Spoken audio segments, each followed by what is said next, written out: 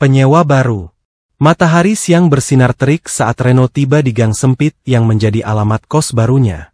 Di tangannya, ia membawa ransel besar berisi pakaian, laptop, dan buku-buku kuliah. Ia baru saja diterima di salah satu universitas negeri di Yogyakarta, dan setelah mencari-cari tempat tinggal murah di internet, ia menemukan kamar kos nomor 05 di sebuah rumah kos tua yang tampak usang. Tapi letaknya sangat strategis, hanya 10 menit jalan kaki dari kampus. Kos itu bernama Kos Busari, berdiri di ujung gang kecil yang dikelilingi oleh rumah-rumah padat.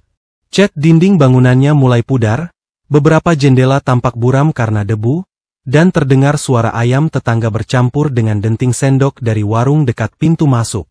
Reno berdiri di depan pagar besi, ia mengetuk pelan, dan memanggil. Permisi? Busari? Pintu depan rumah terbuka perlahan, memperlihatkan sosok perempuan tua berambut kelabu, mengenakan daster bermotif bunga. Wajahnya dipenuhi kerutan, tapi matanya tajam seperti sedang menilai setiap inci diri Reno. Kamu Reno? Iya, Bu. Saya yang kirim WA kemarin. Mau ngekos di kamar 05, yang Ibu bilang masih kosong itu. Busari mengangguk pelan, namun ada keraguan terlihat jelas di wajahnya. Matanya melirik ke arah lorong dalam kos. Kamar itu memang kosong. Tapi kamu yakin mau kamar yang itu? Di atas masih ada kamar lain loh. Lebih terang, dan lebih baru. Katanya perlahan. Reno sedikit mengangkat alisnya. Tapi kamar 05 yang paling murah kan? Itu juga yang dekat sama kamar mandi, katanya. Busari tidak langsung menjawab. Ia hanya menatap Reno lama, sebelum akhirnya berbalik dan mempersilakannya masuk. Kalau begitu, ikut Ibu. Mereka berjalan melalui lorong sempit dengan ubin retak di sana-sini. Suasana rumah itu terasa lembab dan sepi. Meskipun masih siang, bagian dalamnya agak gelap. Lampu lorong menyala redup, dan bau kapur barus bercampur wangi dupa samar-samar tercium dari arah dapur belakang. Kos ini dulunya lumayan ramai. Sekarang tinggal 3 orang yang masih betah. Sisanya pindah pelan-pelan. Kenapa, Bu? Tanya Reno heran. Mungkin karena kos ini sudah tua. Anak-anak zaman sekarang kan maunya yang baru dan instagramable. Jawab Busari cepat, tapi nada suaranya datar. Seolah ada sesuatu yang tak ingin ia bahas. Mereka berhenti di depan pintu kayu bertuliskan angka 05 yang sudah agak kusam. Kunci tergantung di gagangnya. Reno menyadari bahwa lantai di depan kamar ini sedikit lebih dingin daripada di lorong lainnya. Busari kemudian membuka pintu. Ini kamarnya. Reno melangkah masuk dan mengedarkan pandangannya ke seluruh kamar. Ukurannya kecil, hanya cukup untuk satu tempat tidur, meja belajar, dan ada sebuah lemari pakaian dari kayu tua. Dindingnya berwarna krem penuh bercak lembab di pojok atas. Di sudut kamar, ada jendela kecil yang tertutup tirai tipis. Tapi yang paling menarik perhatian Reno adalah tempat tidur kayu model lawas yang tinggi dan berat. Kalau mau ngepel, hati-hati ya. Dipannya berat, jadi jangan coba pindah-pindahin sendiri. Ujar Busari tiba-tiba, seolah bisa membaca pikiran Reno. Reno mengangguk, ia mencoba tersenyum, berusaha mengabaikan perasaan tidak nyaman yang tiba-tiba menyusup. Entah kenapa, kamar ini terasa dingin, meskipun udara luar sedang panas-panasnya. Kalau ada apa-apa, panggil saja Ibu di depan. Dan nanti malam jangan buka pintu kalau dengar ketukan lebih dari sekali. Reno menoleh cepat. Maksudnya? Namun Busari sudah berjalan pergi, meninggalkannya dengan kunci di tangan dan pertanyaan menggantung di udara. Sore menjelang malam, Reno selesai menata barang-barangnya. Ia menyalakan kipas angin kecil dan duduk di atas tempat tidur. Bunyi kayunya berderit pelan, ia sempat melirik ke bawah tempat tidur. Tapi karena gelap, ia tidak terlalu memperhatikannya. Ia mencoba membaca modul kuliah sambil mendengarkan musik dari ponsel. Namun beberapa kali matanya teralih pada dinding dekat pintu. Ada noda coklat tua di sana, seperti bekas tumpahan yang tidak pernah dibersihkan dengan benar. Menjelang pukul 10 malam, Reno mematikan lampu utama dan berbaring. Cahaya dari jalan samar-samar masuk lewat sela tirai. Ia menarik selimut, memejamkan mata. Cuk! Satu ketukan pelan terdengar dari pintu. Reno membuka matanya, menunggu. Cuk! Cuk! Cuk! 3 ketukan lagi. Kali ini terdengar sedikit lebih keras. Reno segera duduk. Jantungnya berdetak pelan namun kuat. Ia mengingat pesan Bu Saris yang tadi, untuk jangan membuka pintu kalau ketukannya lebih dari sekali. Ia menunggu dalam diam. Tidak ada suara langkah kaki. Tidak ada suara apapun, selain kipas angin yang berputar. Ia memutuskan untuk kembali berbaring. Namun saat ia hampir memejamkan mata, dari bawah tempat tidur, "Fak!" Seperti suara kayu yang digores benda keras. Reno terdiam, ia menahan napas. Bunyi itu terdengar lagi, seperti cakaran pelan, menyisir permukaan kayu dari bawah dipan. Ia memaksa dirinya untuk mengintip ke bawah tempat tidur. Gelap, tapi, sesaat kemudian, ia merasa seperti melihat sesuatu yang bergerak. Seolah ada bayangan melesat menjauh. "Ah, cuma tikus," bisiknya menenangkan diri. Ia kembali naik ke atas ranjang, menyelimuti tubuhnya rapat-rapat. Namun malam itu, Reno tidur dengan lampu menyala. Dan entah dari mana asalnya, bau tanah basah mulai memenuhi kamar. Aroma tanah basah. Reno terbangun saat malam belum sepenuhnya berlalu. Jarum jam menunjukkan pukul 2.17 dini hari. Lampu kamar masih menyala, menerangi langit-langit kusam dan dinding yang penuh bercak. Ia berkeringat dingin, meski kipas angin kecil di pojok ruangan terus berputar. Ada sesuatu yang mengganggunya. Bukan suara, bukan gerakan, tapi bau. Aroma tanah basah. Tebal dan menyengat, seperti habis menggali liang kubur. Bukan seperti bau tanah setelah hujan yang segar dan alami, tapi bau lembab yang menyesakkan dada. Campuran antara tanah, jamur, dan sesuatu yang mulai membusuk. Reno duduk perlahan, matanya menyisir ke seisi kamar. Tak ada yang berubah. Pintu masih tertutup rapat, jendela tak bergerak, dan barang-barangnya masih tertata rapi. Tapi bau itu semakin kuat, seolah berasal dari bawah tempat tidur. Ia menoleh ke dipan tua yang menjulang hampir selutut itu. Suara kayu berderit pelan, saat ia menggeser kakinya turun ke lantai. Perasaan tidak nyaman menyelusup dalam pikirannya. Bagaimana bisa bau seperti itu muncul di kamar yang terkunci rapat? Apakah ada saluran air yang bocor? Atau ada tikus mati? Dengan enggan, ia menunduk, mengangkat sedikit sprei yang menjuntai ke bawah lantai. Gelap, namun dalam bayangan samar, ia melihat tanah. Ya, tanah, yang menempel di dasar lantai, seperti ada bekas galian. Tanahnya tidak mengering sempurna, tampak lembek dan menghitam. Ia menarik tubuhnya cepat, napasnya memburu. Gak mungkin? Gumamnya, ia berdiri dan menyalakan senter dari ponsel. Lalu berjongkok, Reno mengintip lebih dalam ke bawah dipan. Cahaya senter memperlihatkan sesuatu yang membuatnya terpaku. Ada sidik jari, bukan satu, tapi banyak, seperti goresan kuku dan bekas telapak tangan yang menekan dari dalam tanah, dari bawah lantai. Beberapa sudah samar, tapi yang lainnya masih jelas. Ada 5 jari kecil, seperti tangan perempuan. Reno menjatuhkan ponselnya karena kaget, senter berpindah arah dan menciptakan bayangan aneh di dinding. Ia mundur, tubuhnya menabrak meja belajar hingga buku-buku berjatuhan. Lalu terdengar suara itu. Tangisan, pelan, nyaris seperti desahan, tapi bernada sedih dan menakutkan. Suara perempuan, lirih dan putus asa, datang dari bawah tempat tidur. Reno membeku, tangannya mencengkeram tepi meja, dadanya berdebar keras. Siapa di sana? Bisiknya, meski ia tahu tak akan ada jawaban. Namun tangisan itu berhenti, digantikan oleh suara napas yang berat, panjang, terputus-putus, dan semakin dekat. Reno menutup mulut dengan tangannya, ia mundur perlahan, mengambil ponselnya yang terjatuh. Layarnya retak, tapi senternya masih menyala. Ia mengambil langkah tergesa ke pintu dan segera menariknya. Namun pintu terkunci. Padahal ia tidak pernah menguncinya dari dalam. Buka, buka, buka. Teriak Reno panik, saat ia memutar kunci, sesuatu dari bawah tempat tidurnya bergerak. Ia tidak melihat langsung, tapi mendengar suara gesekan kayu dan bunyi seret. Seperti seseorang menyeret tubuh.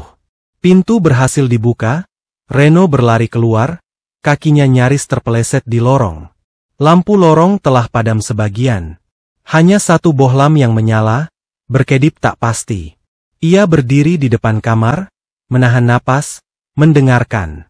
Hening, namun bau tanah basah masih tercium, bahkan sampai ke ujung lorong.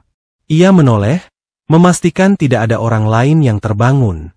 3 kamar lain terlihat sunyi seperti kuburan. Sepertinya tidak ada yang mendengar. Ia menatap lagi kamar 05, pintu itu terbuka sedikit, menganga seperti mulut yang siap menelan siapa saja yang masuk. Perlahan, Reno menutupnya kembali. Malam itu ia tidur di ruang tamu, Reno duduk meringkuk di sofa usang, cahaya TV menyala tanpa suara.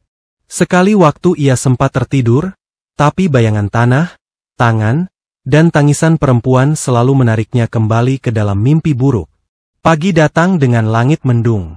Reno memberanikan diri kembali ke kamar. Ia membuka pintu pelan, setengah berharap semua yang ia alami hanya mimpi. Namun bau tanah masih samar di udara. Lantai terlihat sama. Tempat tidur tetap berdiri diam. Ia mengintip ke bawah dipan sekali lagi. Semua bersih. Tidak ada tanah. Tidak ada sidik jari. Hanya lantai keramik biasa yang kosong dan dingin. Reno duduk di ujung ranjang, mengelus wajahnya sendiri. Apa aku cuma berhalusinasi? Tapi kepalanya terasa berat. Reno tahu ia tidak sedang mengada-ada. Ia juga tahu bahwa ia mendengar tangisan itu tadi malam. Dan ia tahu, ada sesuatu di bawah tempat tidur ini. Siang harinya, ia menyapa Ibu Sari yang sedang menyapu halaman. Bu? Semalam saya kayak dengar suara-suara aneh dari kamar. Bau tanah juga. Mungkin ada kebocoran di lantai? Bu Sari berhenti menyapu, pandangannya kosong sejenak, sebelum ia menjawab. Kadang kamar itu memang begitu. Lembab. Kalau kamu nggak nyaman, masih bisa pindah ke kamar atas. Tapi ada suara tangisan juga, Bu. Suaranya dari bawah tempat tidur. Kayak suara perempuan. Wajah Bu Sari langsung berubah. Sorot matanya berubah menjadi dingin dan tegang. Ia menatap Reno cukup lama, lalu bertanya dengan suara rendah. Apa kamu mimpi? Reno menggeleng. Nggak, Bu. Tadi malam saya bangun. Jam 2 pagi. Bu Sari kembali menyapu. Jangan terlalu dipikir. Kadang kalau baru pindah ke tempat asing, pikiran kita suka macam-macam. Tapi ingat, kalau kamu dengar suara malam-malam jangan langsung diladeni. Diam saja. Baca doa. Reno menatapnya. Bu, di kamar itu pernah ada yang meninggal ya? Bu Sari berhenti menyapu, sapu di tangannya bergeser pelan. Sudah. Jangan tanya yang aneh-aneh. Nanti malah mengundang. Reno berdiri membeku di depan teras, dan dalam hatinya, ia tahu bahwa ia tidak sendirian di kamar itu. Bekas luka. Hari ketiga di kos itu, Reno berusaha untuk membiasakan diri. Ia mencoba berpikir logis, mencari alasan masuk akal atas segala kejadian 2 malam sebelumnya. Mungkin memang hanya mimpi, atau stres karena adaptasi di lingkungan baru. Namun semua usahanya berakhir sia-sia ketika ia kembali menatap tempat tidur kayu tua itu. Ada yang tidak beres. Dan ia tahu, satu-satunya cara untuk memahami apa yang sedang terjadi adalah menghadapi rasa takutnya sendiri. Pagi itu, Reno menyusun rencana sederhana. Ia akan memeriksa seluruh kamar. Dengan hati-hati, dengan pelan-pelan. Tidak ada suara, tidak ada pikiran buruk. Hanya observasi. Ia mulai dengan menarik keluar koper kecil di bawah meja. Kemudian memindahkan buku-buku yang tertumpuk di rak. Terakhir, ia jongkok di samping tempat tidur, menyinari bagian bawah dipan dengan senter ponselnya. Awalnya tak ada apa-apa. Namun saat ia menyinari bagian sudut kanan dipan, ia melihat goresan. Banyak sekali terdapat bekas-bekas kuku. Goresan-goresan itu tidak seperti ukiran pabrik. Bentuknya kasar, menyilang ke berbagai arah, dan beberapa terlihat seperti tercipta dari cakaran panik seseorang yang berusaha keluar dari dalam dipan itu sendiri. Ada satu goresan yang membentuk 5 garis sejajar, panjang, seperti 5 jari yang diseret dengan kekuatan penuh. Reno menyentuhnya perlahan, kayunya terkelupas, tajam di ujung. Luka pada kayu itu seperti masih baru. Seolah seseorang atau sesuatu belum lama ini menggoreskannya. Jantung Reno berdegup kencang. Kemudian matanya tertumbuk pada laci kecil yang menempel di bawah meja belajar. Laci yang selama ini ia pikir terkunci karena tak bisa dibuka. Iseng, ia coba menarik sekali lagi, dan laci itu terbuka dengan sedikit dorongan kuat. Di dalamnya, ada debu dan selembar kertas kusut. Dan di bawah semuanya, tersembunyi sesuatu yang membuat napas Reno tercekat. Sebuah foto lusuh, hitam putih yang sudah menguning di sudut-sudutnya. Di dalam foto itu, berdiri seorang perempuan muda mengenakan gaun putih sederhana. Rambutnya panjang tergerai, senyum tipis di wajahnya terlihat kaku, seperti senyum yang dipaksakan. Latar belakangnya, kamar yang sama tempat Reno berdiri saat ini. Di belakang foto, tertulis dengan tinta pudar, Rani, tanggal 5 Februari 2019. Reno menatap nama itu lama. Rani, apakah ini orang yang dulu menempati kamar ini? Ataukah yang sekarang menghuni bawah tempat tidurnya? Reno menaruh foto itu di atas meja, lalu mendekati dipan. Ia berjongkok lagi, kali ini, ia berani mengintip lebih dalam ke bagian tengah kolong ranjang. Tepat di bagian tengah, ubin lantai tampak berbeda. Warnanya sedikit lebih gelap. Ada retakan kecil mengelilingi satu ubin panjang selebar papan kayu. Seolah ubin itu pernah dicongkel, lalu dipasang kembali dengan kasar.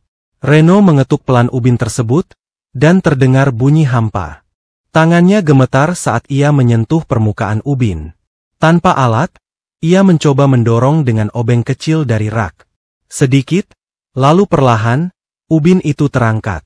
Di baliknya, hanya tanah, bukan cor-coran dan bukan semen. Tapi tanah asli, lembab, hitam, dan memancarkan bau yang sangat dikenalnya. Bau tanah basah itu kembali. Reno menutup mulutnya, ia nyaris muntah saat melihat potongan kain putih terkubur separuh dalam tanah itu. Kain itu sobek di beberapa bagian, dengan noda yang tak bisa disalahartikan, noda darah kering. Tangannya menggigil saat ia menutup kembali ubin itu dengan cepat. Ia merangkak mundur, terengah-engah, keringat dingin membasahi leher dan punggungnya. Foto di atas meja jatuh oleh hembusan angin dari jendela, namun Reno merasa tidak ada angin barusan. Foto itu mendarat terbalik. Dan kali ini, saat Reno membaliknya kembali, ia melihat bahwa ada goresan lain yang muncul di balik tinta tulisan lama. Maafkan aku. Aku tidak sempat lari. Tulisannya berbeda. Seperti dicoret dengan kuku, bukan pulpen. Dan masih baru. Reno menjatuhkan foto itu lagi. Malam harinya, Reno tidak bisa tidur. Ia mencoba membaca buku, menonton video, tapi pikirannya terus kembali ke tanah di bawah dipan itu. Ke bekas kuku, ke nama Rani, ke kalimat minta maaf yang seolah dikirim dari dunia lain. Tepat pukul 2.03 dini hari, lampu kamar berkedip, kipas angin berhenti dan suara itu kembali. Suara tangisan, tapi kali ini, lebih jelas dan lebih dalam. Lebih dekat, sehingga Reno bisa mendengar isaknya, ia bisa merasakan sesak yang disampaikan lewat suara itu. Kemudian, dari bawah tempat tidur, suara bisikan terdengar. Tolong aku. Reno berteriak keras dan berlari keluar kamar, pintu tak ia tutup lagi. Tangis itu mengekor sampai ke lorong. Seolah rumah itu mengurungnya bukan hanya tubuhnya, tapi juga mengurung arwah yang tak bisa pergi. Pagi harinya, Reno pergi ke kampus lebih awal. Ia tidak bisa makan, tidak bisa berpikir. Hanya satu hal yang kini memenuhi pikirannya. Siapakah Rani sebenarnya? Dan apa yang terjadi di kamar itu 6 tahun yang lalu? Tetangga lama.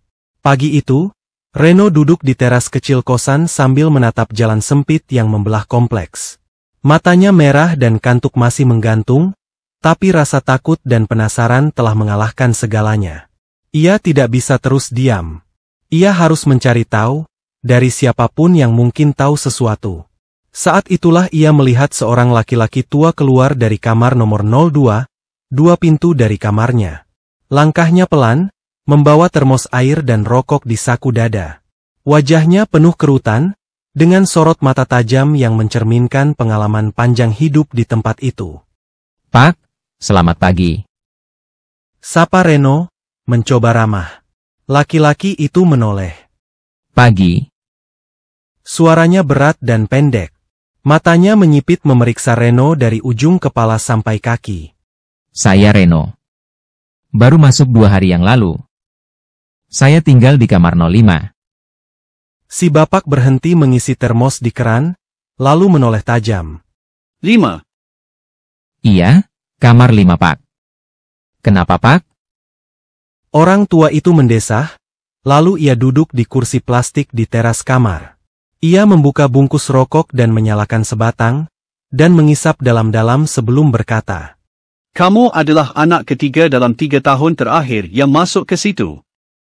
Seketika, Reno terdiam. Maksudnya, sebelumnya, ada 2 orang lain? Dulu ada mahasiswa juga. Namanya Dimas. Setahun lalu. Sebelum kamu dan sebelumnya lagi, Ardi namanya. Tahun 2021. Apa mereka pindah Pak? Ardi menghilang. Gak ada yang tahu kemana. Barang-barangnya ditinggal. Kosong begitu saja. Polisi sempat datang, tapi gak nemu apa-apa. Seketika Reno menelan ludah. Terus yang satu lagi? Yang namanya Dimas? Dia gila. Mulutnya komat kamit sendiri. Nendang pintu, menjerit-jerit tengah malam. Kamu tahu dia bilang apa sebelum dibawa keluarganya? Reno menggeleng perlahan. Dia bilang, ada cewek yang narik-narik kakinya tiap malam. Dari bawah ranjang. Dan cewek itu menangis minta tolong. Reno merasa darahnya surut. Dia juga nemu foto. Sama kayak kamu ya? Reno tidak menjawab. Tapi wajahnya cukup jelas menyampaikan segalanya. Si bapak mengangguk pelan. Kamar itu harusnya udah ditutup sejak lama. Tapi Ibu Sari tetap nyewain. Katanya demi membantu anak-anak kos. Tapi buat kami yang udah lama tinggal di sini, kamar 05 itu. Ia tidak melanjutkan. Reno memberanikan diri bertanya. Apa memang dulu pernah ada yang meninggal di sana Pak? Bapak itu menatapnya. Lama. Dalam. Yang bisa saya bilang cuma ini. 6 tahun lalu, kamar 05 ditinggali seorang perempuan. Anak perantauan juga. Cantik. Pendiam. Tapi sering berantem sama pakarnya. Apakah namanya Rani? Tanya Reno, nyaris seperti berbisik. Bapak itu menyipitkan matanya. Ya. Kamu tahu dari mana? Saya nemu fotonya. Di dalam laci. Laki-laki tua itu tidak tampak terkejut. Kalau kamu nemu fotonya, berarti kamu udah ditandai. Ditandai? Ulang Reno, ia merasa dingin menjalari tengkuknya. Kalau kamu lihat fotonya, dan tidur di kamar itu, dia tahu kalau kamu ada. Dia akan datang. Awalnya nangis. Lalu minta tolong. Lama-lama, dia bakal ngajak kamu ikut masuk ke tempat dia sekarang. Reno merasa mual. Terus saya harus bagaimana Pak? Orang tua itu berdiri perlahan. Jangan tinggal di situ lebih dari 7 hari. Kalau bisa, pindah sekarang juga. Atau minta kamar lain. Tapi kata Bu Sari. Bu Sari tahu, tapi dia tutup mulut. Kalau kamu mau aman, jangan tanya-tanya lebih jauh sama dia. Tapi kalau kamu memang niat nyari tahu, bersiaplah. Karena yang kamu cari bisa ikut pulang. Ia mematikan rokoknya di kaki tangga, lalu menoleh satu kali lagi sebelum masuk ke kamarnya. Jangan pernah kamu buka ubin tengah di bawah tempat tidur itu. Katanya sebelum menutup pintu, tapi Reno sudah membukanya. Siang harinya, Reno mondar-mandir di kamarnya. Foto Rani masih tergeletak di meja. Ia menatapnya, bertanya-tanya, kenapa Rani masih di sini? Kenapa ia belum tenang? Apa yang sebenarnya terjadi pada malam itu? Dan, siapa pacarnya? Pertanyaan itu mengganggunya sepanjang sore. Ia mencoba menulis di laptop, membaca modul kuliah, tapi semuanya percuma. Jam dinding seolah berdetak lambat. Suasana kamar terasa seperti mengawasinya. Sore menjelang maghrib, Reno mengetuk kamar Pak Tono. Nama si tetangga lama yang ia baru tahu dari papan nama di pintu. Tidak dibuka. Reno mengetuk pintu sekali lagi. Tetap hening. Namun dari dalam kamar, terdengar suara samar. Dia belum selesai. Suara laki-laki, terdengar parau. Pak Tono? Reno memanggil pelan, tapi tak ada jawaban. Reno mundur perlahan, merinding dari ujung kaki. Dan malam itu, saat Reno mencoba untuk tidur, ia tahu sesuatu telah berubah. Bau tanah basah kembali. Tapi kali ini bukan dari bawah dipan, melainkan dari dalam dinding. Dan di sela-sela tangisan lirih, ia mendengar sesuatu yang lebih mengerikan. Tawa kecil. Tawa seorang perempuan yang patah. Nyaring, menusuk, dan penuh luka. Bunyinya dari bawah ranjang. Reno tidak tahu pasti kapan terakhir kali ia tidur nyenyak sejak ia tinggal di kamar kos itu. Setiap malam terasa lebih dingin, lebih sunyi, dan lebih tidak wajar. Malam kelima adalah yang terburuk. Pukul 1:15 dini hari. Lampu sudah padam.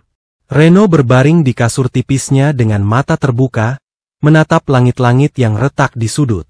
Jam dinding berdetak pelan, namun bukan itu yang menyita perhatiannya. Terdengar suara cakaran. Pelan, dari bawah tempat tidur.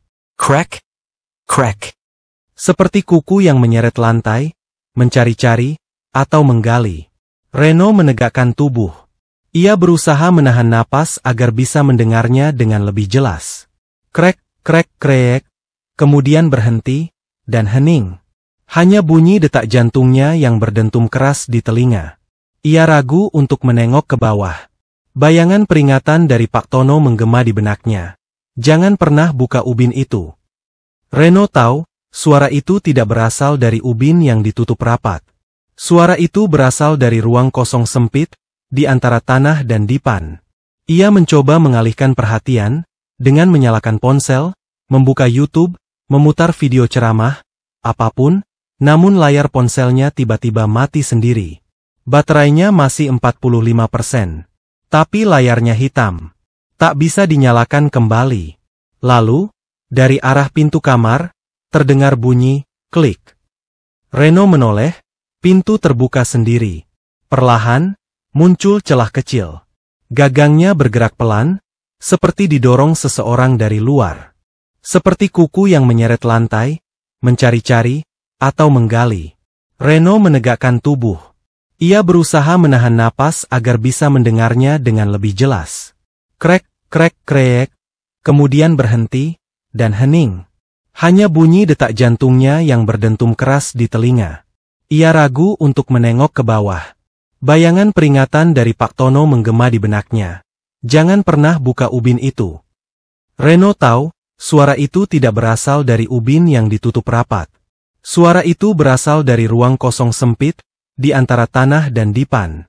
Ia mencoba mengalihkan perhatian, dengan menyalakan ponsel, membuka YouTube, memutar video ceramah, apapun, namun layar ponselnya tiba-tiba mati sendiri.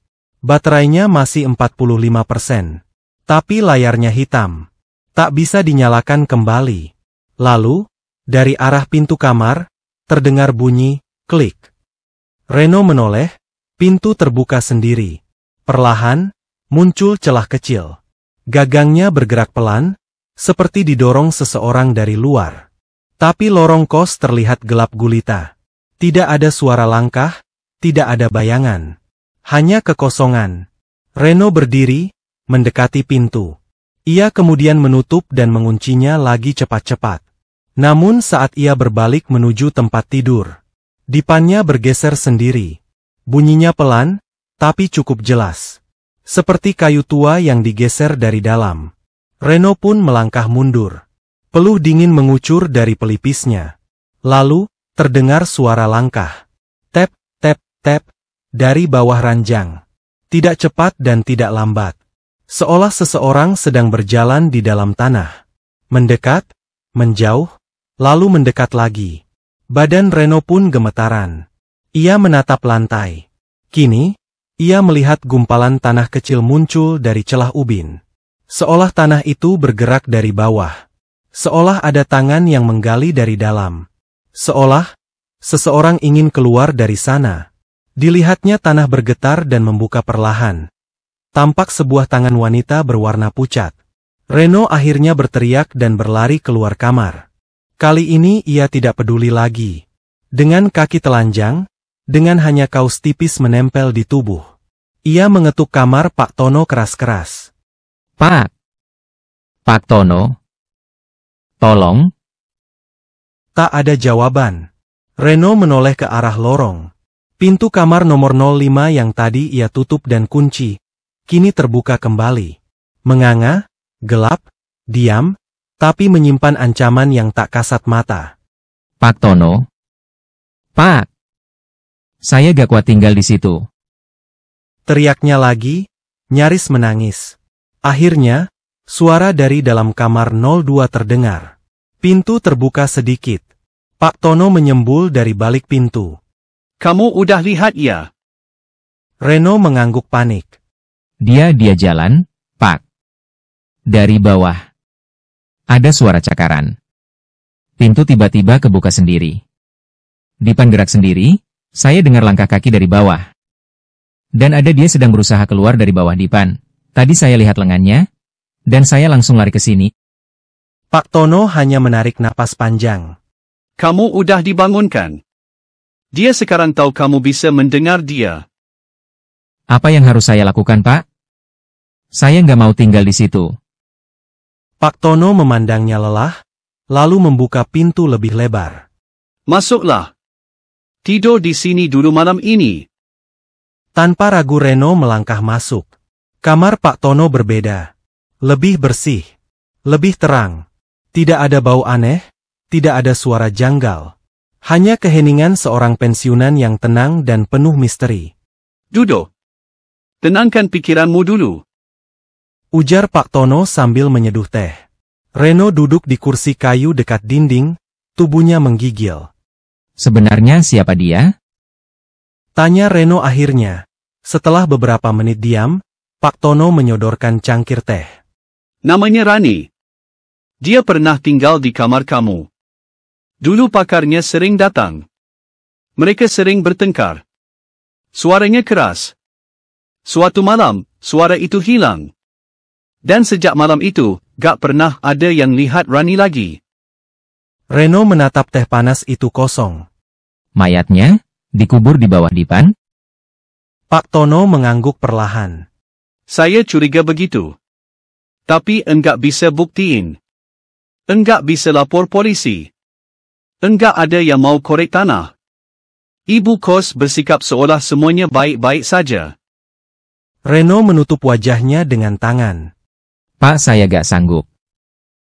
Kamu harus pilih. Mau lanjut cari tahu, atau pergi dan pura-pura gak pernah lihat apapun. Kata Pak Tono serius.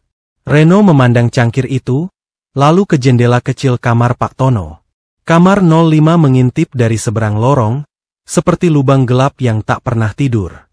Ada sesuatu dalam kamar itu, Pak. Dan saya yakin dia belum selesai. Bisik Reno lagi. Jejak yang hilang. Pagi setelah malam mengerikan itu, Reno terbangun di kamar Pak Tono. Kepalanya berat, matanya sembab. Tapi ia merasa sedikit lebih tenang. Pak Tono sudah tidak ada di dalam kamar, hanya secangkir teh hangat tersisa di meja kecil dekat jendela. Reno tahu satu hal.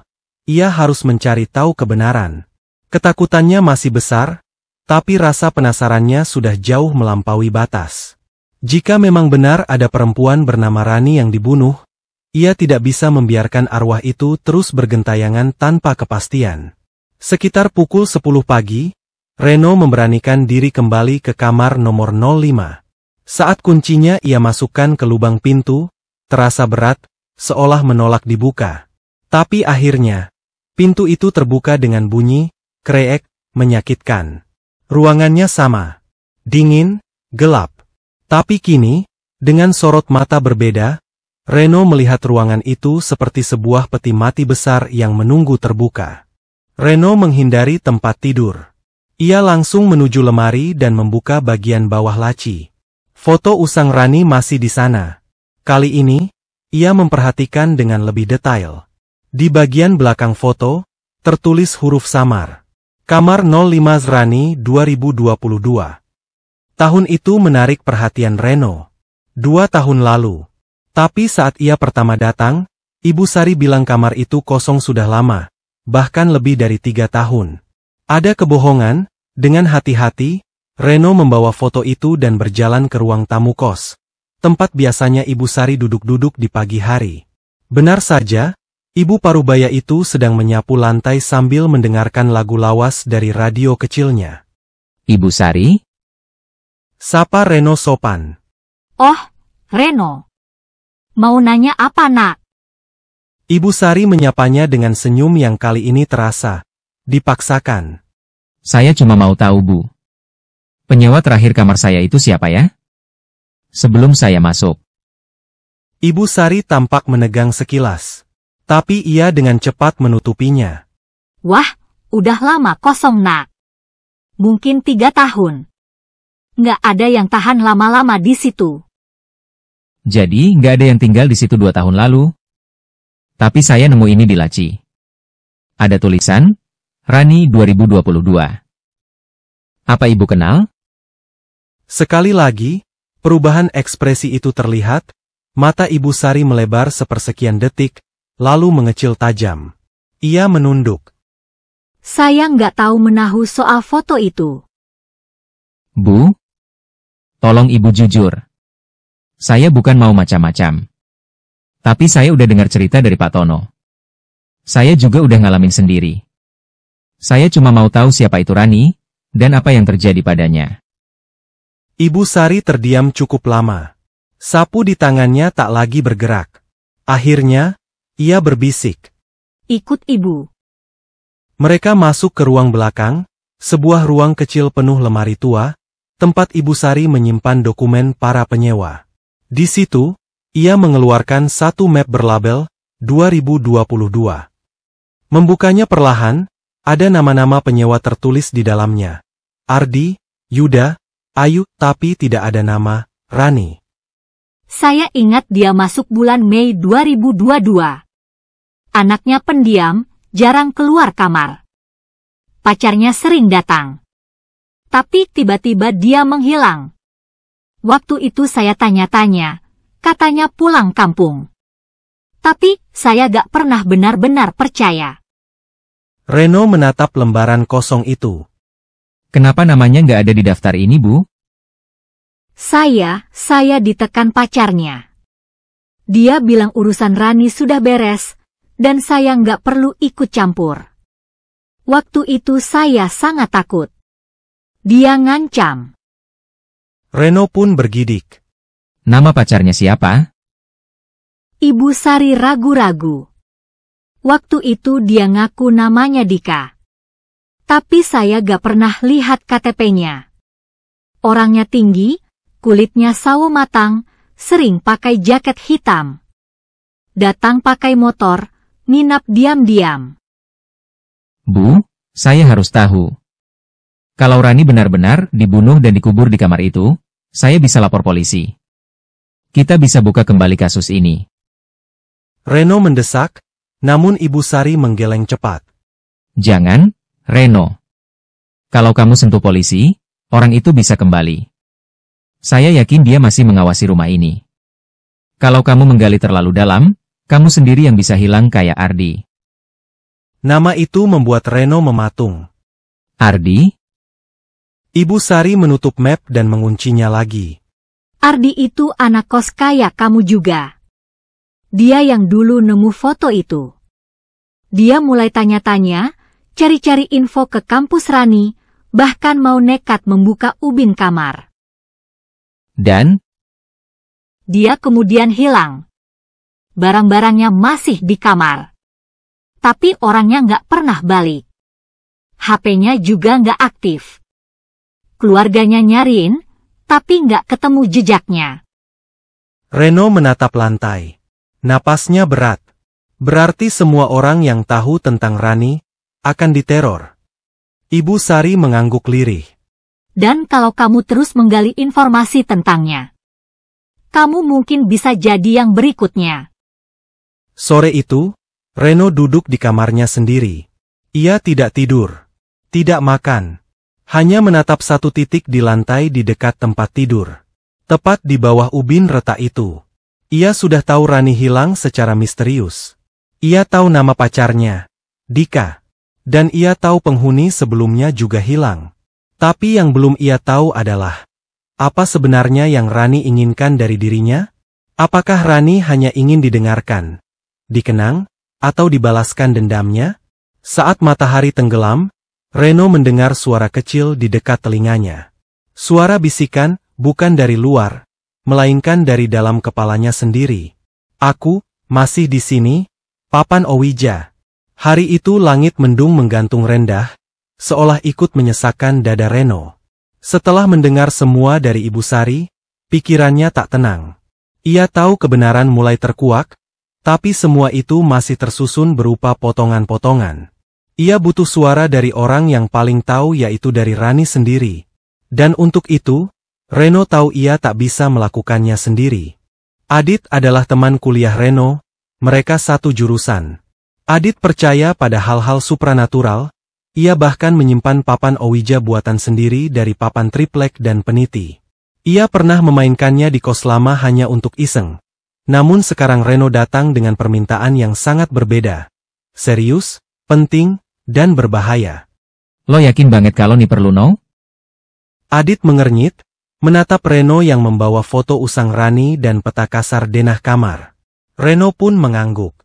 Gue udah ngeliat, Dit, gue juga udah denger. Gue yakin dia minta tolong. Kemudian Adit menatap papan Owijanya. Pukul 9 malam, mereka duduk bersila di atas lantai kamar nomor 05. Semua lampu dimatikan. Satu-satunya cahaya berasal dari lilin kecil di tengah lingkaran garam yang mereka buat mengelilingi papan Owija. Udara terasa dingin, dan Reno merasa hawa kamarnya jauh lebih berat dari biasanya. Papan Owija itu sederhana, huruf A sampai Z, angka 0 sampai 9, dan kata, ya, tidak, serta, selamat tinggal, tergores di permukaan kayu. Plancetenya dari pecahan kaca bening berbentuk bulat lonjong. Mereka duduk berhadapan, meletakkan dua jari di atas plancete. Adit pun mulai bicara dengan pelan. Kami memanggil roh yang terjebak dalam kamar ini. Jika kamu mendengar, beri kami tanda. Lilin berkedip, plancete tak bergerak. Mereka menunggu hingga 1 menit. Adit mengulanginya lagi. Kali ini dengan suara yang lebih pelan, lebih dalam. Rani, jika kamu ada di sini, jika kamu masih terkurung, jawab kami. Tiba plancete bergerak, Reno pun menahan napasnya. Ujung kaca itu meluncur perlahan ke arah huruf D-ya. Lalu ke masih. Kemudian berhenti sejenak sebelum berpindah ke di sini. Dia masih di sini. Mereka berdua saling menatap dengan wajah pucat. Jia! Siapa maksudnya? Bisik Adit. Plancete pun mulai bergerak lagi. Pacarku. Apakah dia yang membunuhmu? Tanya Reno, suaranya serak. Plancete meluncur cepat. Ya. Adit mencatat semua di buku catatan kecil. Di mana mayatmu dikubur? Tanya Adit. Plancete bergetar, bawah tidur. Reno menggigit bibir bawahnya, sudah seperti yang mereka duga.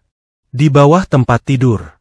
Tapi suara itu, jawaban itu, bukan hanya pesan. Ada kesakitan di setiap huruf. Apakah kamu ingin dibebaskan? Tanya Adit. Muncul jawaban, ya. Tapi bagaimana caranya? Tidak ada gerakan, Planchette juga diam. Lilin tiba-tiba padam, kamar mendadak gelap gulita. Reno berteriak kecil. Adit buru-buru meraba senter dari sakunya dan menyalakannya. Namun saat cahaya menerpa papan Ouija, Planchette berdarah. Ujungnya merah, menetes perlahan di atas huruf-huruf. Astaga, itu darah? Adit mundur dengan panik, Reno mendekat. Bau amis menyengat hidungnya. Ia mengusap pakai tisu, dan yakin itu adalah darah segar. Kemudian terdengar suara dari bawah tempat tidur. Suara tangisan, pelan tapi nyata, seperti tangisan perempuan yang ditinggalkan. Seperti seseorang yang telah lama dikubur, dan akhirnya suaranya terdengar lagi. Adit buru-buru menaburkan lebih banyak garam di sekeliling papan Ouija. Kita harus tutup sesi, katanya tergesa. Rani, terima kasih. Kami akhiri dan selamat tinggal. Planchette bergetar keras, lalu berhenti di tulisan, tolong, kemudian pecah sendiri. Kaca Planchette retak di tengah kemudian terbelah dua, seperti tak tahan menampung pesan itu lebih lama. Reno menutup mata. Di benaknya terngiang-ngiang satu kalimat. Dia masih di sini. Tapi siapa yang dimaksud? Apakah roh sang pembunuh? Atau tubuhnya? Malam itu mereka tidak tidur. Reno tak bisa berhenti memikirkan jawaban yang ia terima. Ia tahu apa yang harus ia lakukan selanjutnya. Menggali, bukan cuma kebenaran tapi juga kuburan. Pengakuan ibu kos. Pagi itu, langit mendung menggulung. Hujan rintik turun pelan-pelan, menambah kesan muram di rumah kos tua itu. Reno duduk diam di teras bersama Adit, masih memandangi papan Ouija yang kini sudah dibungkus koran dan siap dibuang. Namun sebelum mereka bisa bertindak lebih jauh, satu hal terasa mengganjal. Ibu Sari tahu lebih banyak. Dan pagi itu, mereka tak mau menunggu lebih lama. Reno mengetuk pintu ruang belakang, tempat tinggal pribadi Ibu Sari. Ia membuka pintu dengan raut wajah cemas, seolah tahu bahwa waktunya untuk bicara sudah tiba. Bu? Tolong. Kali ini jangan simpan sendiri lagi.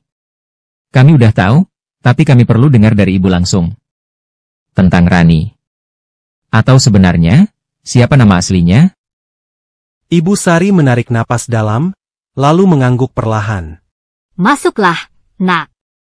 Tapi tutup pintunya. Ruangannya berbau kayu tua dan kapur barus. Di tengah ruangan, terdapat meja bundar kecil dengan taplak rendah. Ibu Sari menyeduh teh dan meletakkannya tanpa bicara. Baru setelah duduk, ia mulai membuka cerita. Namanya bukan Rani. Nama aslinya Dinda Nur Azizah. Usianya 21 waktu itu. Mahasiswi semester 6 dari luar kota. Katanya perlahan, Reno dan Adit saling berpandangan. Nama itu tidak mereka temukan di arsip penyewa. Ibu Sari melanjutkan. Dinda menyewa kamar itu diam-diam. Dia nggak masuk lewat jalur biasa. Pacarnya yang bayar langsung. Orangnya menyeramkan. Tampan, sopan di luar, tapi ada sesuatu di matanya yang bikin saya nggak nyaman. Namanya? Tanya Reno cepat. Dia bilang namanya Reza. Tapi saya nggak pernah tahu pasti. Nggak pernah ada identitas.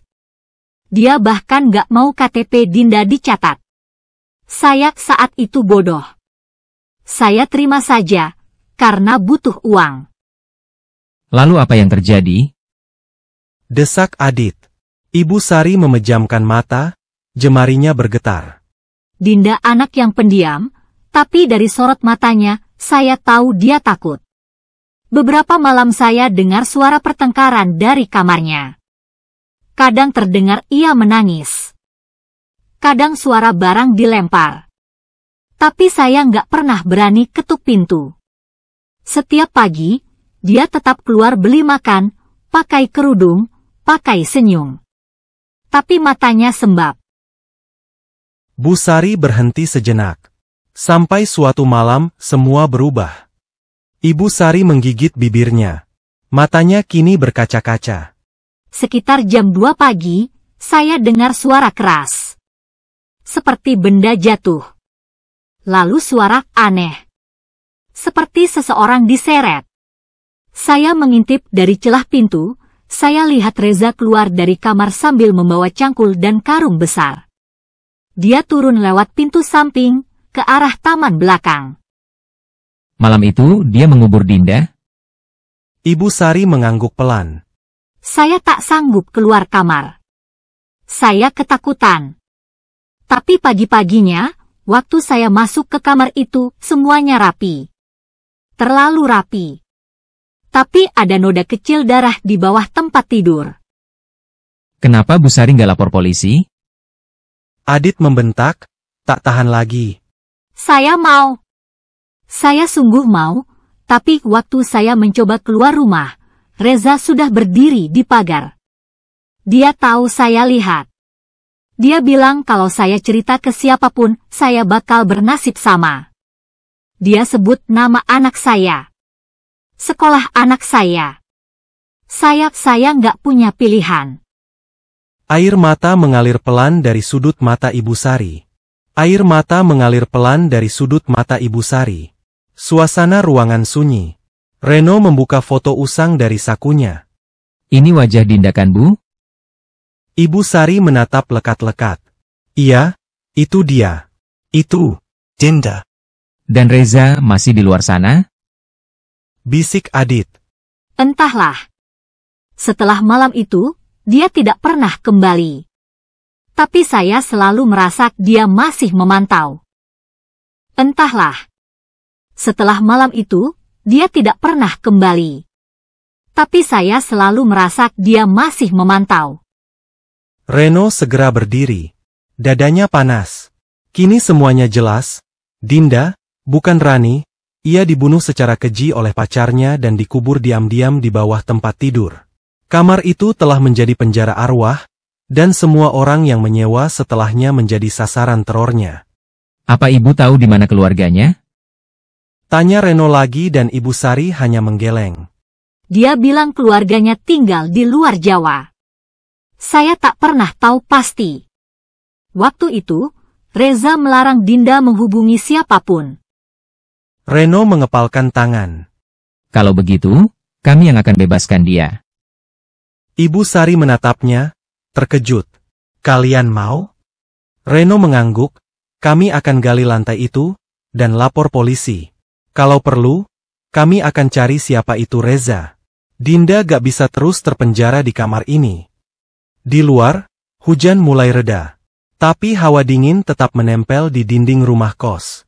Dan di balik lantai kamar nomor 05, sebuah tubuh menunggu untuk ditemukan. Tubuh seorang perempuan muda, yang matanya masih terbuka karena tak pernah benar-benar tidur. Yang arwahnya tetap menangis karena dunia telah melupakan namanya. Tapi tidak lagi.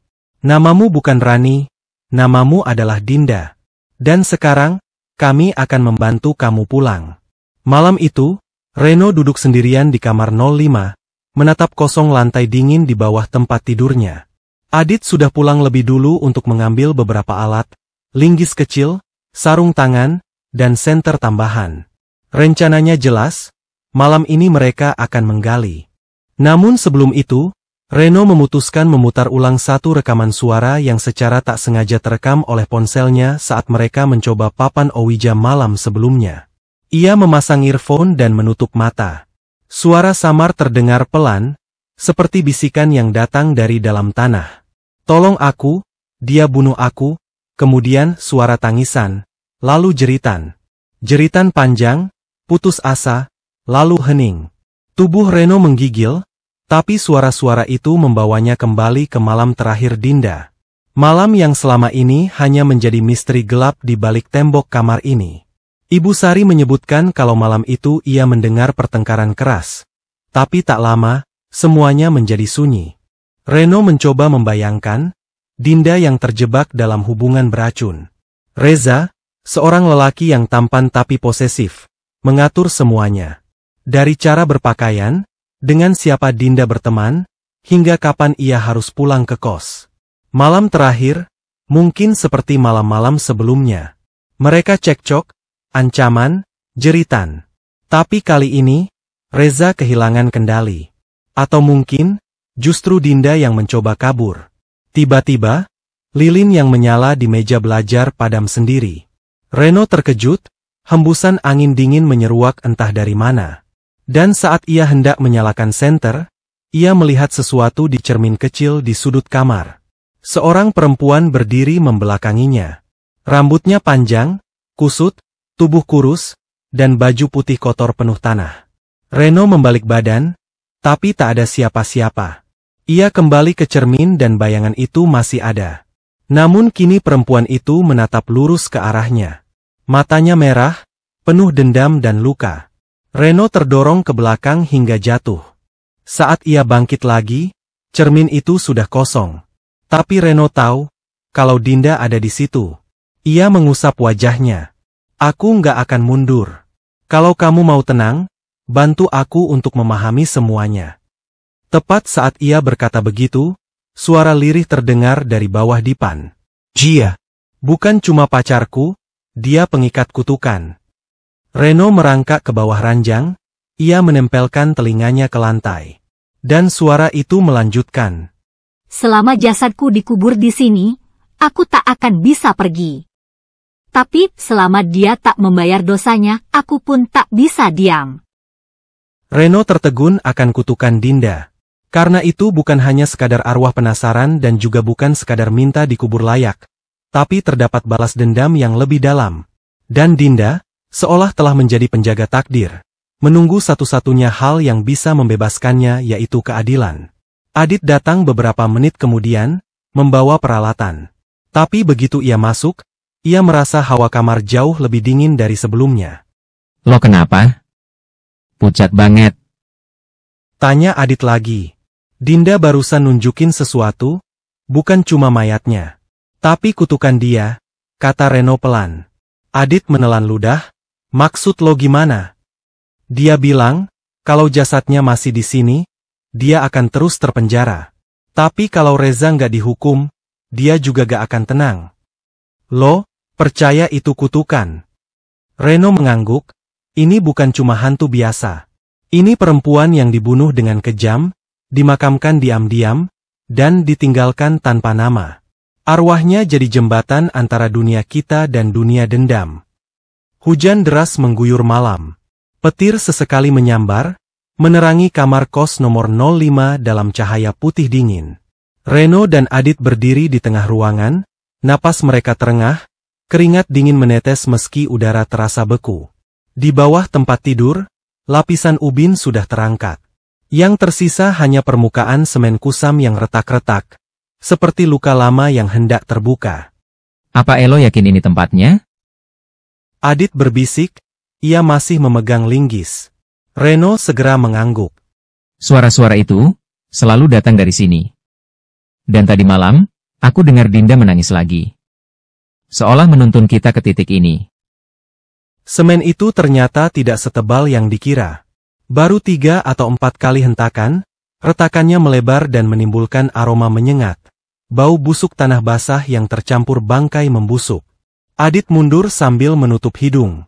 Busuk banget. Astaga. Reno tak peduli. Ia terus menggali, jari-jarinya gemetar saat ujung linggis menyentuh sesuatu keras. Kraak, ada sesuatu yang patah. Dan ketika Reno mencungkilnya dengan lebih hati-hati, sepotong tulang kecil berwarna kuning kecoklatan muncul. Bentuknya melengkung, dengan sisa-sisa serat kain putih membungkusnya. Reno menarik napas panjang. Ini dia. Adit merapat, meskipun dengan enggan. Sedikit demi sedikit, mereka membongkar tanah lembab itu, mengangkat potongan kain yang sudah membusuk, mengungkap tulang-tulang panjang dan tipis, tulang lengan, tulang rusuk, serpihan tengkorak. Dan di dekat kaki mayat, mereka menemukan potongan kuku, masih utuh, meski telah berubah warna. Kuku ini, gumam Adit, kayak habis mencakar sesuatu. Reno menelan ludah, ternyata Dinda sempat berjuang. Saat mereka menggali lebih dalam, Reno menemukan sisa gaun putih dengan bordiran kecil di dada. Di sela-selanya, Ada gumpalan rambut panjang berwarna hitam, sebagian telah mengeras seperti serabut ijuk. Namun yang paling membuat dada Reno tercekik adalah tulang rahang yang masih utuh. Dan di sela gigi-giginya yang menguning, terselip sehelai benang warna merah. "Kenapa ada benang?" tanya Adit. Reno hanya diam. Namun mendadak, ia mendengar suara itu lagi, bisikan dari balik tembok. "Dia ikat mulutku, supaya aku tak bisa teriak." Adit mendongak, wajahnya pucat pasi. "Reno, lo denger juga nggak?" Reno mengangguk pelan. Dinda bicara lagi. Tiba-tiba, senter Adit berkedip-kedip, lalu padam, lampu kamar ikut mati sesaat. Semuanya gelap total, dan dari arah lubang itu, dari dalam tanah muncul bau yang jauh lebih busuk. Kali ini bukan bau jasad, tapi bau dendam. Samar-samar, Reno melihat kabut putih mulai naik dari lubang galian. Kabut itu membentuk pusaran, seperti asap dari dupa yang marah. Adit gemetar, "Itu apa?" Reno memandangi kabut itu, dan di dalamnya perlahan muncul wajah Dinda. Matanya kosong, darah mengalir dari pelipisnya. Mulutnya terbuka lebar, rahangnya retak, seperti ingin menjerit. Namun tak ada suara, hanya bisikan batin yang menghantam langsung ke kepala Reno. "Terima kasih, tapi ini belum berakhir." Saat cahaya senter kembali menyala, wajah itu lenyap.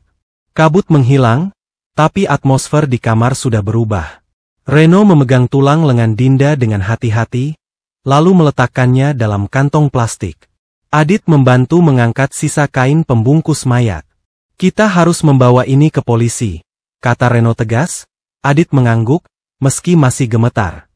Dan, apakah kita akan bilang yang sebenarnya? Kita bilang kita curiga karena bau. Kita nggak usah ngomongin hantu atau bisikan dulu. Yang penting, Dinda gak terkubur di sini lagi. Malam setelah penemuan jasad itu, suasana kamar nomor 05 berubah drastis. Meski jasad Dinda sudah diserahkan kepada pihak berwajib secara diam-diam, tanpa menyebutkan nama siapapun, Reno tahu kalau semuanya masih belum selesai. Justru, semuanya baru saja dimulai. Reno tak tidur malam itu. Ia duduk memeluk lutut di sudut kamar, matanya menatap kosong ke arah lubang yang kini sudah ditutup kembali. Bau busuk memang sudah menghilang, tapi bau dendam, bau yang tak tercium hidung, tapi menusuk hati, masih menggantung di udara. Adit sudah dipulangkan ke rumah ibunya. Setelah insiden tadi, Adit trauma. Tapi Reno merasa terikat.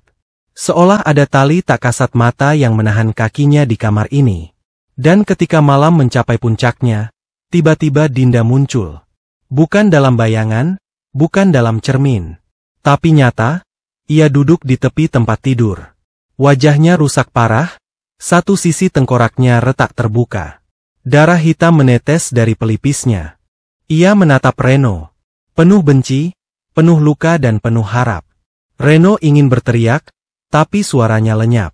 Dinda mendekat ke arahnya, merangkak di lantai, menyeret tubuh mayatnya seperti makhluk hancur yang masih ingin hidup. Dan saat ia menyentuh kaki Reno dengan sebelah tangannya semua berubah. Reno mendadak kaku, kepalanya terangkat pelan, matanya membelalak, lalu menutup tiba-tiba. Tubuhnya bergetar hebat, lalu diam.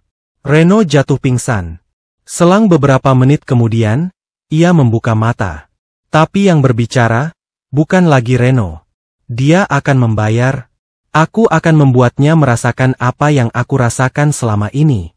Suara itu, bukan suara Reno. Lebih berat. Serak.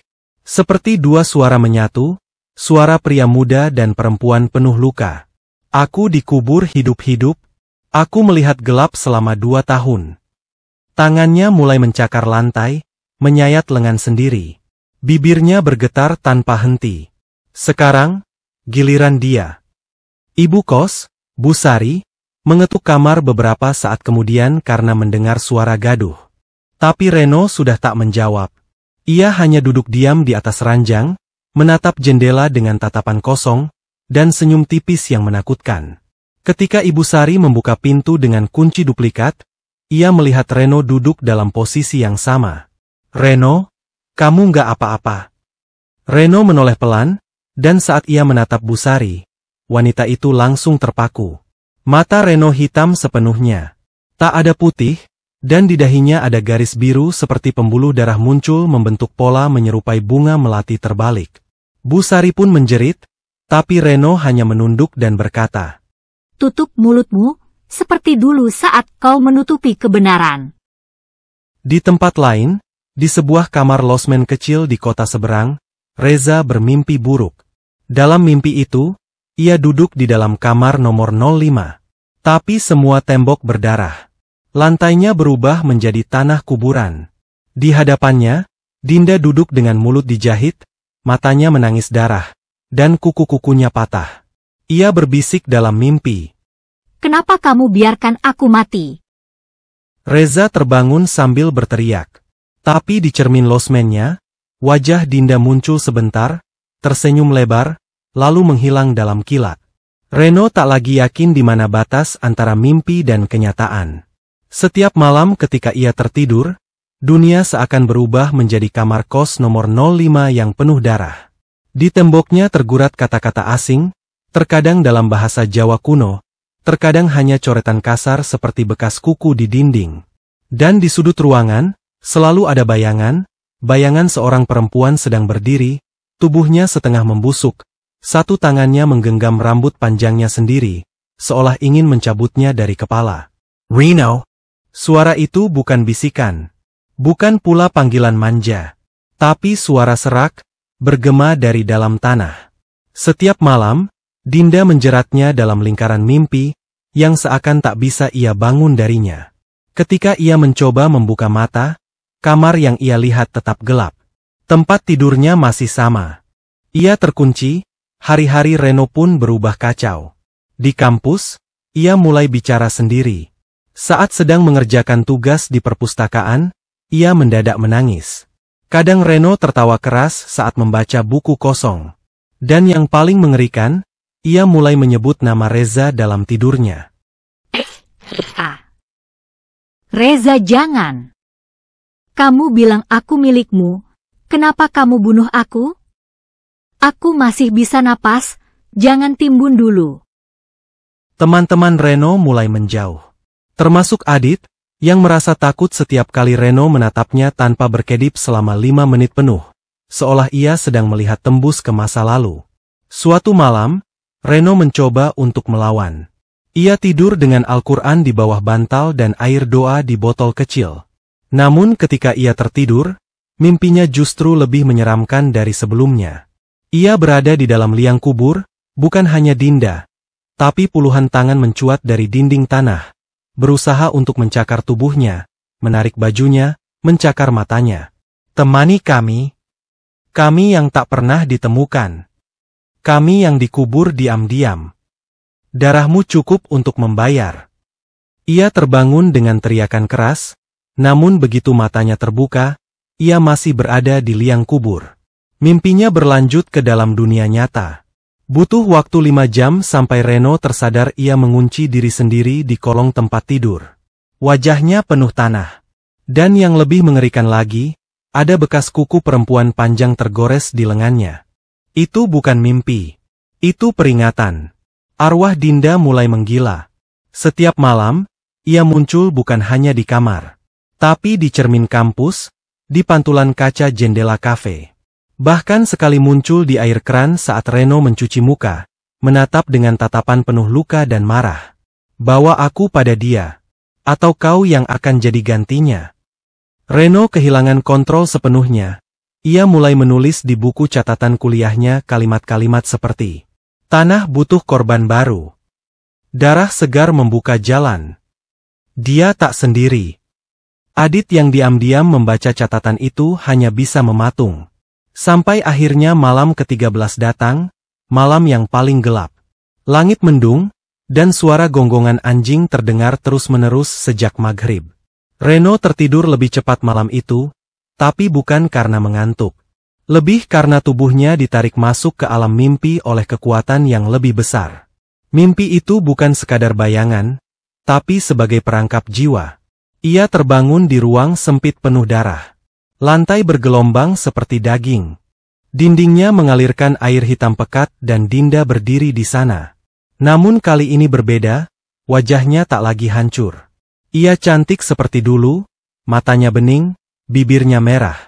Gaun putihnya bersih.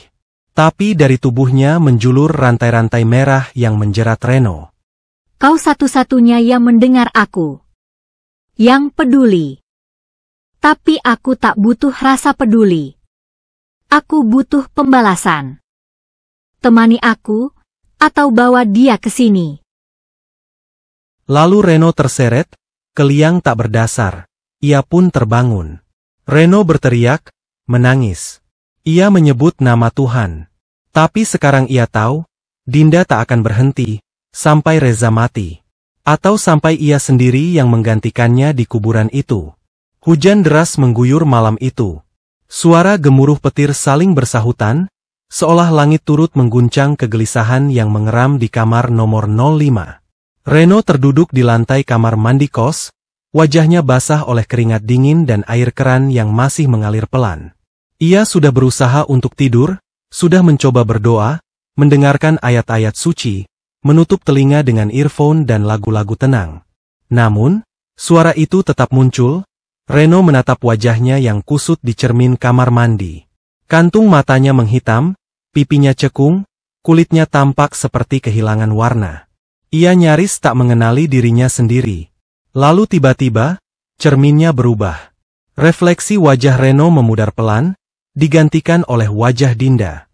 Wajah itu tidak muncul sekaligus, tapi seperti muncul dari dalam cermin, seolah berenang menembus permukaan kaca. Wajah seorang perempuan muda, usianya sekitar 20-an, rambut panjang tergerai lepek, matanya penuh luka dan air mata darah. Reno menjerit dan terpental ke belakang. Air keran memercik ke wajahnya, tetapi cermin tetap memperlihatkan Dinda.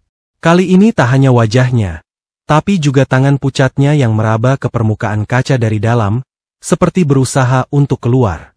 Tolong, bantu aku. Dia membunuhku, dia kubur aku hidup-hidup. Reza. Nama itu terus terulang, bergema di dinding kamar mandi. Terdengar dari pipa air, bahkan pantulan air di lantai kamar mandi mulai membentuk huruf-huruf REZA. Sontak Reno terpaku, nafasnya terputus-putus. Ia mendekat perlahan ke cermin, jari telunjuknya terangkat, seolah terdorong oleh kekuatan tak terlihat untuk menyentuh permukaan kaca. Begitu jarinya menyentuh cermin, kepalanya mendadak ditarik masuk dalam penglihatan gaib. Ia melihat sebuah kamar sempit di rumah kontrakan. Seorang laki-laki sedang merokok sambil menatap ponsel. Di mejanya, ada kartu identitas atas nama Reza Mulyawan, 24 tahun. Reno melihat ke arah jam dinding, pukul 21.45. Lokasi yang samar-samar terbaca dari nota belanja, Waru, Sidoarjo. Reno melihat tangan Reza gemetar saat membuka pesan. Lalu dengan suara rendah, Reza berkata, "Jangan ganggu aku lagi." Dan dalam sekejap, bayangan Dinda muncul di belakang Reza, menatap Reno lurus dari dalam penglihatan. Itu dia. Itu pembunuhku. Lalu semuanya gelap. Reno terjatuh di lantai kamar mandi. Tubuhnya menggigil hebat, cermin retak tanpa sebab. Dan di pecahan kaca itu, sekali lagi muncul bayangan wajah Dinda yang berbisik. "Temukan dia, serahkan dia padaku, atau kau akan mati perlahan." Besoknya, Reno tak pergi kuliah. Ia hanya duduk diam di depan laptop, menelusuri semua alamat rumah kontrakan di sekitar Waru, Sidoarjo. Jemarinya bergerak cepat, seolah ada yang membimbing. Malamnya, ia mendatangi Adit. Ia membawa secari kertas berisi alamat dan berkata, dengan wajah kosong, "Aku tahu di mana Reza." Adit tercekat. "Elo, yakin?" Reno mengangguk, tapi suaranya bukan lagi seperti biasanya. Ada kegetiran di balik nada bicaranya. Ada jiwa lain yang bicara lewat dirinya. Sementara itu, di tempat Reza tinggal, ia mulai merasa tak nyaman. Lampu kamarnya sering mati mendadak. Kucing tetangga mengeong keras setiap malam tepat pukul 2. Dan setiap ia menatap ke cermin, bayangan rambut panjang kerap muncul di belakangnya, walau ia tinggal sendirian. Reno merasa diawasi dan ia tahu waktunya hampir habis. Sudah lebih dari seminggu Reno hidup dalam kegilaan setengah sadar. Tapi malam itu, saat kereta ekonomi yang ia tumpangi berhenti di stasiun kecil kota Jombang, dadanya langsung terasa berat. Alamat terakhir yang ia dapatkan adalah hasil dari gabungan penglihatan gaib dan pencarian lewat akun anonim Dinda di media sosial lama yang mengarahkannya ke sebuah rumah kontrakan kecil di pinggiran kota. Reza tinggal di sana, dengan identitas palsu, nama baru, pekerjaan baru. Tapi dosa lama rupanya masih menguntitnya seperti bayangan yang tak bisa ditepiskan. Langit mendung, ketika Reno sampai di depan rumah kontrakan nomor 7. Di gang sempit penuh kabel listrik yang menggantung dan bau selokan yang menyengat. Kucing tetangga mengeong keras setiap malam tepat pukul 2.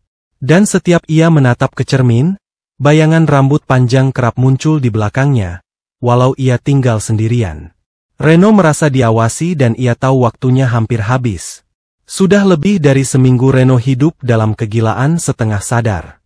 Tapi malam itu, saat kereta ekonomi yang ia tumpangi berhenti di stasiun kecil kota Jombang, dadanya langsung terasa berat. Alamat terakhir yang ia dapatkan adalah hasil dari gabungan penglihatan gaib dan pencarian lewat akun anonim Dinda di media sosial lama yang mengarahkannya ke sebuah rumah kontrakan kecil di pinggiran kota. Reza tinggal di sana, dengan identitas palsu, nama baru, pekerjaan baru. Tapi dosa lama rupanya masih menguntitnya seperti bayangan yang tak bisa ditepiskan. Langit mendung, ketika Reno sampai di depan rumah kontrakan nomor 7. Di gang sempit penuh kabel listrik yang menggantung dan bau selokan yang menyengat. Ia berdiri lama di ujung gang, memperhatikan jendela rumah itu dari jauh. Reza muncul, ia menutup pelan tirai rumah, memandang keluar dengan wajah was-was. Matanya cekung, pundaknya miring dan kepalanya menoleh seperti terus mendengar suara-suara. Padahal suasana di sana sangat sunyi. Reno menyelinap ke warung kecil di ujung gang dan berpura-pura membeli kopi sachet. Tapi matanya tak pernah lepas dari rumah itu. Adit, yang ikut menemaninya, diam-diam dari kejauhan, bergumam, "Itu beneran dia?" Reno tak menjawab. Ia hanya menggenggam kertas berisi nama lama Reza dan foto Dinda yang ia temukan di laci kamar kos. Itu dia. Dia nggak bisa kabur lagi. Malamnya, Reno menyusup lebih dekat. Ia sembunyi di balik pagar bambu rumah tetangga. Dari celah jendela dapur, ia bisa melihat dengan jelas kondisi dalam rumah. Berantakan, terdapat tumpukan plastik mie instan, kipas angin tua yang berderit, botol air doa, dan cermin yang dibalik menghadap tembok. Lalu ia melihat sesuatu yang membuat bulu kuduknya meremang. Reza duduk menunduk di lantai, ia menangis pelan. Bibirnya bergetar, jemarinya gemetar, saat menggenggam segelas air putih. Bibirnya komat-kamit seperti sedang membaca doa, berulang kali. Tapi setiap kali ia memejamkan mata, ia tersentak panik dan memukul tembok, seolah mengusir sesuatu. Jangan datang lagi malam ini. Ampun, aku udah tobat. Udah tobat. Pergi. Tiba-tiba, Reno merasa suhu udara berubah. Nafasnya berat. Angin berdesir aneh di belakang telinganya. Ia memalingkan wajah ke kiri, dan Dinda berdiri di belakangnya. Bukan dalam wujud bayangan tapi dalam wujud penuh. Wujud sosok perempuan dengan gaun putih pudar, wajahnya kini hanya separuh, sisi kanan masih cantik, sedangkan sisi kirinya penuh luka dengan tulang terbuka. Dinda tak berkata apapun. Ia hanya menatap Reno, lalu menunjuk ke arah rumah. Dia milikku. Bawa aku masuk. Reno menutup matanya, berusaha menolak. Tapi tubuhnya gemetar, kakinya melangkah sendiri, nafasnya tertahan. Ia tahu, malam ini akan berakhir dengan darah. Di dalam rumah, Reza masih bergelut dengan rasa takut. Ia tidak tidur nyenyak selama 2 tahun. Setiap malam, bayangan Dinda menyiksanya. Ia pernah pergi ke seorang kiai. Pernah juga ke paranormal dan ia pernah hampir membunuh dirinya sendiri demi mengakhiri semuanya. Tapi kutukan itu tak pergi juga. Ia mulai menggores tangannya sendiri dengan paku karena setiap malam suara itu datang. Malam ini, suara itu datang lebih dekat dari biasanya. Ia menoleh ke arah pintu, Reno berdiri di sana. Terlihat Reza langsung terlonjak, matanya membelalak. Ia berteriak dan hendak lari, tapi Reno mengangkat tangannya. "Reza," katanya kemudian. Suara Reno bukan seperti biasanya. Ada gema seperti suara dari dua mulut yang berbicara bersamaan, yang satu suara laki-laki muda dan yang satu suara perempuan penuh dendam. Reza seketika membatu, keringatnya menetes. Matanya mulai berkaca-kaca. "Kamu siapa? Kamu, yang dari kamar itu?" Reno melangkah masuk, dan saat itu juga, semua lampu padam. Cermin di kamar Reza retak sendiri. Dan dari pantulan retakan itu, Dinda keluar dari cermin dengan wujud sepenuhnya. Reza menjerit, tapi tak bisa bergerak. Kakinya seperti terpaku ke lantai. Air matanya jatuh bercucuran. Kenapa kamu bunuh aku, Reza? Kamu bilang aku milikmu, tapi kau buang aku seperti sampah. Rasanya masih sakit, tanah itu dingin, aku masih hidup waktu kau timbun. Maaf, aku takut kehilanganmu. Malam itu, aku hilaf, aku nggak sengaja, aku cuma dorong kamu. Aku pikir kamu udah mati. Dinda tak menjawab, tapi ruangan dipenuhi bau tanah dan darah. Lantai mulai basah oleh lumpur. Reno yang kini sepenuhnya dirasuki oleh arwah Dinda, memejamkan mata. Ia melihat kejadian 2 tahun lalu dengan jelas. Saat itu, Dinda dan Reza bertengkar. Di kamar kos itu, Dinda menangis, memohon untuk tak dikekang Reza, yang cemburu buta. Ia mendorong Dinda ke lantai dan membenturkan kepala Dinda ke dinding. Saat itu juga Dinda kejang, tapi Dinda belum mati. Namun Reza, yang panik, segera menguburnya malam itu juga, tepat di bawah tempat tidur kamar kos nomor 05. Kini, Dinda berdiri tepat di depan Reza. Tubuhnya basah oleh tanah, tangannya menjulur pelan, memegang wajah mantan kekasihnya itu. Sekarang rasakan apa yang aku rasakan. Reza menjerit, suaranya menggema jauh ke udara malam. Fajar mengambang samar di ufuk timur, saat Reno duduk di bangku panjang luar kantor polisi Jombang. Matanya sembab, tubuhnya terasa lelah, dan pikirannya masih belum sepenuhnya pulih. Namun ada satu hal yang terasa berbeda di pagi itu, yaitu keheningan. Keheningan yang baru, bukan seperti malam-malam sebelumnya, yang selalu diliputi suara tangisan, bisikan, dan aroma tanah basah dari bawah tempat tidur. Keheningan ini seperti tanda akhir. Di dalam ruang interogasi, Reza duduk membungkuk. Matanya kosong, tangannya diborgol. Ia tak membantah sedikit pun dan tak mencoba membela diri. Ia justru menyerahkan diri dengan sukarela, serta membawa serta barang bukti sendiri berupa foto-foto Dinda, catatan lama, dan ponsel yang masih menyimpan rekaman pertengkaran mereka malam itu.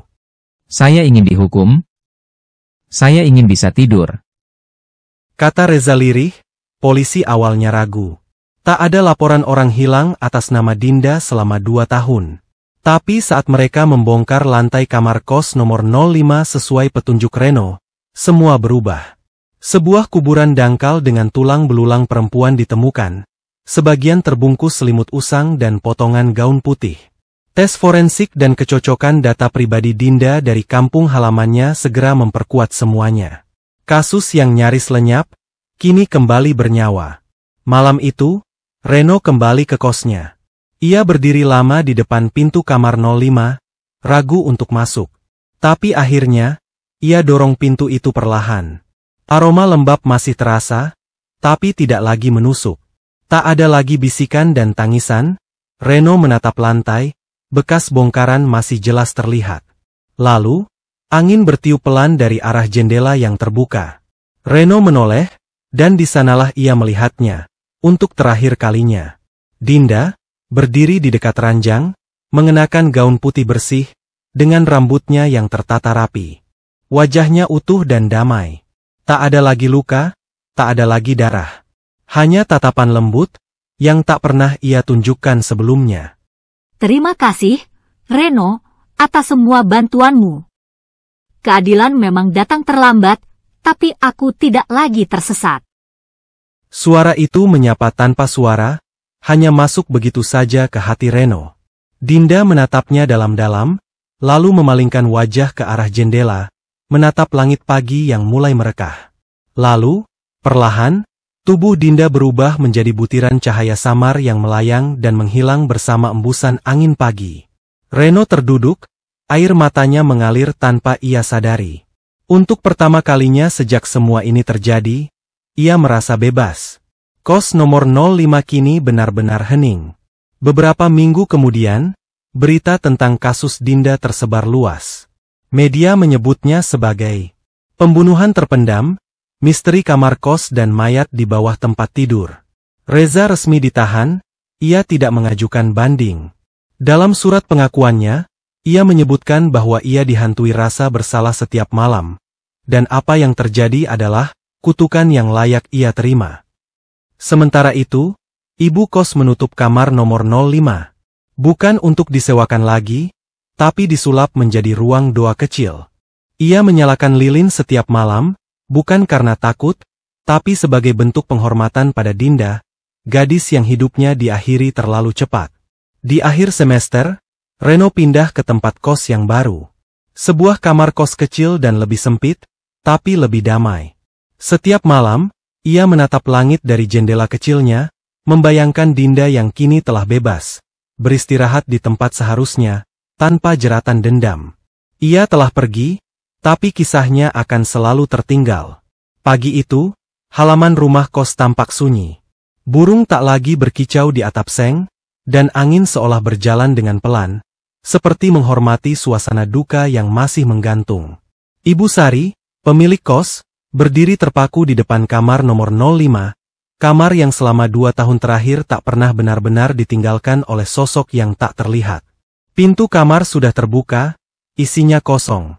Tak ada ranjang, tak ada lemari, bahkan debu pun seperti enggan menetap terlalu lama di dalamnya. Akhirnya semua selesai. Gumamnya pelan, tapi matanya berkaca-kaca. Meski arwah Dinda telah pergi dan Reza telah menyerahkan diri, kamar itu tetap membawa kenangan kelam. Tak ada mahasiswa yang mau menempatinya lagi. Bahkan penyewa lama memilih pindah satu persatu, bukan karena teror, tapi karena rasa tak nyaman yang sulit dijelaskan. Kos itu perlahan menjadi sepi. Ibu Sari mencoba untuk bertahan, ia membersihkan kamar itu, menabur bunga, bahkan memanggil seorang ustaz untuk membaca doa. Tapi malam-malamnya tetap tak pernah benar-benar tenang. Ia sering terbangun pada pukul 3 dini hari, mendapati pintu kamar 05 terbuka sendiri, atau lampu yang mendadak menyala padahal sudah dimatikan. Kadang, ia melihat bayangan seseorang berdiri menghadap tembok, walau saat diperiksa, kamar itu kosong. Sesuatu telah menetap di sana, bukan arwah Dinda, tapi jejak dari perbuatan yang terlalu mengakar. Seolah dindingnya menyimpan cerita. Seolah lantainya masih merekam detik-detik pembunuhan.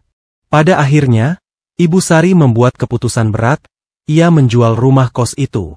Pembeli rumah kos itu adalah seorang pria tua bernama Pak Raffi, yang berencana merenovasi seluruh bangunan menjadi rumah tinggal. Ia tak tampak takut, justru tertarik dengan sejarahnya. Namun Ibu Sari menegaskan satu hal saat serah terima. Kalau bisa, Pak, kamar itu jangan dijadikan kamar tidur lagi.